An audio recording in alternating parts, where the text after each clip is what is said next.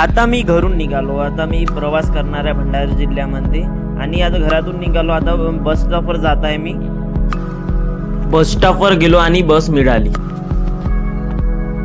बसमध्ये बसलो. बस सुद्धा मिळाली. बसमध्ये बसल्याच्या नंतर ड्रायव्हरच्या साईडची सीट मला मिळाली आणि समोरचा प्रवास चालू झाला. बसमध्ये बसल्याच्या नंतर बस ड्रायव्हर सोबत बोलायला लागलो. बस ड्रायव्हरने रिस्पॉन्स दिला आणि माझा प्रवास गोडस असा चालू झाला. बसच्या प्रवासामध्ये मी समोर निघालो. हायवेने बस लागली. भंडारा रोड हा हायवे लागला. त्याच्यानंतर मी मोदा सुद्धा पार केला. मोदा पार करून सन्यान थोडासा समोर बसवाल्यासोबत गोष्टी सांगत गेलो आणि माझ्या समोरचा प्रवास चालू झाला. समोरच्या प्रवासामध्ये मी भंडाऱ्यामध्ये पोहोचलो. भंडाऱ्यामध्ये पोहोचल्याच्या नंतर बस थांबली, जराशी थांबली आणि समोरचा प्रवास करण्यासाठी मी उतरायला निघालो. बस समोर निघाली आणि मग ते बस आपल्या डेपोमध्ये आपल्या जागेवर लागायला सुरुवात झाली.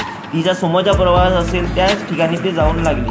बस ड्रायव्हरनी बस थांबवली आणि माझ्या समोरचा प्रवास चालू झाला. आणि तुम्ही बघा, मी भंडाऱ्यात पोहोचल्याच्या नंतर मला समोरचा प्रवास चालू करायचा होता. समोरचा प्रवास चालू करायचा होता त्याच्यामुळे मी भंडारा बसमधून डेपोमधून दुसरी बस पकडली.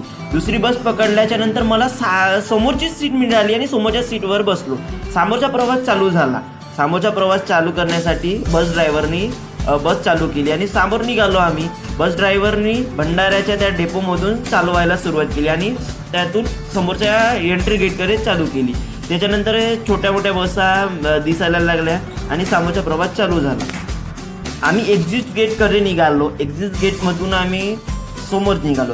तिथं हिरकणी बस होती. हिरकणी बस ही पहिल्यांदाच बघितली, कारण 2-3 वर्षानंतर मी आल्याच्या नंतर भंडाऱ्याला हिरकणी बस ही पहिल्यांदाच बघितली, कारण आता ती चालू झाली. तिथं लोक ती हिरकणी बस ही अकोल्या साईडला जाते आणि माझ्या अड्ड्याचा प्रवास चालू झाला. समोरचा प्रवास बघायचा असेल तर भंडारा डेपोतून बस समोर निघाली. भंडारा डेपोतून बस समोर निघाली. त्याच्यानंतर थोडा हळूहळू ते बस डेपोतून चालायला सुरुवात केली आणि समोर निघाली बस.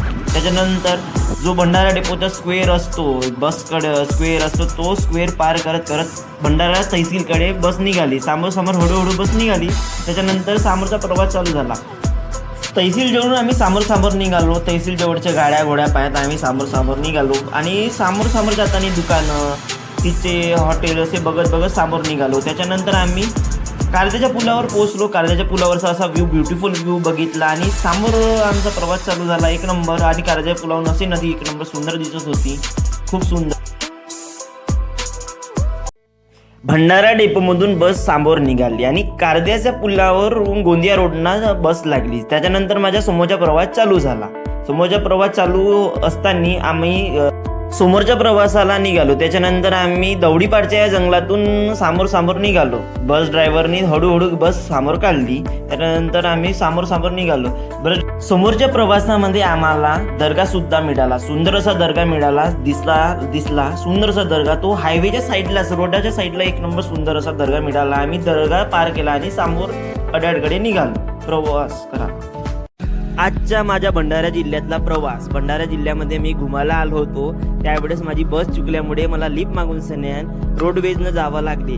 भाऊनं थोडीशी मदत केली आणि त्या 2 व्हीलरवाल्यासोबत मी समोरच्या प्रवासाला व्हीलरवाल्या भाऊसोबत आम्ही समोर निघालो. झाडीपट्ट्यातील त्या मुरमाड अशा ओजस अशा जागा झाडं पाहत आम्ही समोर निघालो. आणि त्या प्रवासामध्ये एक असं अनुभवलं की इकडले मुरमाडी रोड असे मजबूत असतात आणि समोर असे हळूहळू गाडी त्याच्यासोबत निघालो. तिकडले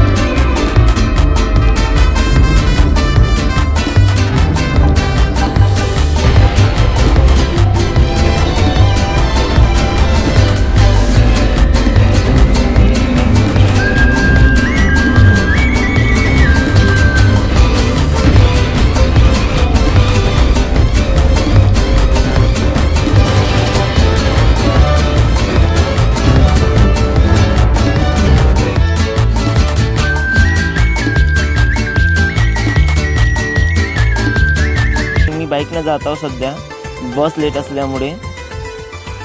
फायनल मी भंडाऱ्यामध्ये पोहोचलो. आता भंडाऱ्यामधून मी बाईक बोलवीन आणि मी भंडारा सिटी घुमाला. माझ्या तिसऱ्या दिवसाचा प्रवास म्हणजे भंडाऱ्यातला प्रवास. भंडाऱ्यामध्ये मी माझ्या भावाला फोन करून बोलावला आणि आम्ही गांधी स्क्वेअरकडे निघालो. गांधी स्क्वेअरमध्ये जाण्यासाठी आम्ही निघालो आणि भंडाऱ्याच्या इमारती आणि तिचे दुकानसुद्धा आम्ही बघत गेलो. ठेल्यावर थांबलो आणि आम्ही फ्रूट घेतले. अर्धा किलो द्या. फ्रूटवाले भाऊ उभे झाले आणि फ्रूट द्यायला सुरुवात केली. 50चे अर्धा किलो ते द्राक्ष होते, अंगूर होते आणि त्याच्याकडून आम्ही फ्रूट घ्यायला सुरुवात केली. थोडंसे त्याच्याजवळून फ्रूटसुद्धा खाल्ले, 1-2 तोडून सण्यात. फ्रूटवाले भाऊला आम्ही पैसे दिले. पैसे घेऊन फ्रूट घेतले आणि त्यांनी चिल्लर करून आमचे पैसे वापस केले आणि समोर निघालो गांधी स्क्वेअरकडे. गांधी स्क्वेअरच्या रोडाने निघालो. गांधी स्क्वेअरचे जे दुकानं मस्त असते, 1 नंबरचं. इथून सुद्धा गांधी स्क्वेअरमध्ये गणपतीसुद्धा निघते. सीजनमध्ये भंडाऱ्याचा राजा हा गणपती गांधी स्क्वेअरमधून निघते आणि इथची ही रियालिटी आहे. इथं बाजारसुद्धा मोठा भरते गांधी स्क्वेअरमध्ये. गांधी स्क्वेअरकडे निघालो आणि घराकडे निघालो आम्ही गांधी स्क्वेअरकडून. गांधी स्क्वेअरमध्ये आम्ही गांधी स्क्वेअरचा परिक्रमा घालली आणि समोर निघालो. भंडारा सिटीमध्ये मी शास्त्री चौकाकडे संध्याकाळी बदाम शेक पिण्यासाठी आम्ही निघालो. त्यावेळेस हळूहळू आम्ही रस्ता क्रॉस करत निघालो, कारण की इथं शास्त्री चौकामध्ये वरटी रोड असल्यामुळे खूप हा रोड चालत असते. शास्त्री चौकामध्ये एक चाळ बनली आहे नवीन आणि तिथं महावीर अशी आईस्क्रीम स्टॉल लागलेला आहे. महावीर आईस्क्रीम स्टॉल हा बदाम शेक, आईस्क्रीम असे असंख्य प्रकारचे प्रोडक्ट्स ठेवतात आणि बदाम शेक 30 रुपये हाफ आहे. हे बदाम शेक आम्ही घेतली.